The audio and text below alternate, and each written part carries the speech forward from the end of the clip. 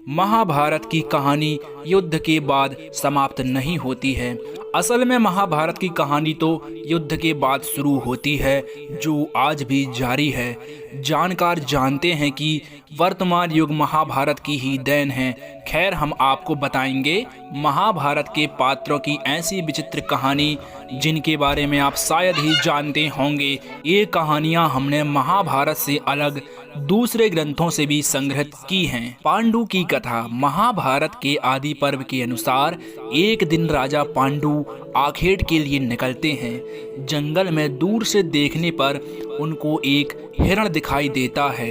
वे उसे एक तीर से मार देते हैं। वह हिरण एक ऋषि निकलते हैं तो अपनी पत्नी के साथ मैथुनरत थे। वे ऋषि मरते वक्त पांडु को शाप देते हैं कि तुम भी मेरी तरह मरोगे जब तुम मैथुनरत रहोगे।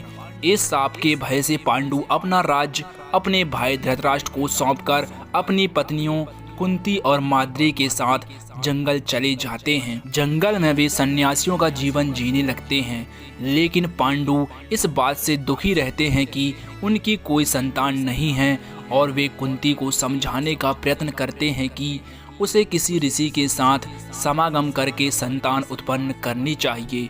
कुंती परपुरुष के साथ नहीं सोना चाहती तो पांडु उसे यह कथा सुनाते हैं। प्राचीन काल में स्त्रियां स्वतंत्र थीं और वे जिसके साथ चाहे उसके साथ समागम कर सकती थीं, जैसे पशु पक्षी करते हैं। केवल ऋतुकाल में पत्नी केवल पति के साथ समागम कर सकती है, अन्यथा वह स्वतंत्र है। यही धर्म था जो नारियों का पक्ष करता था और सभी इसका पालन करते थे।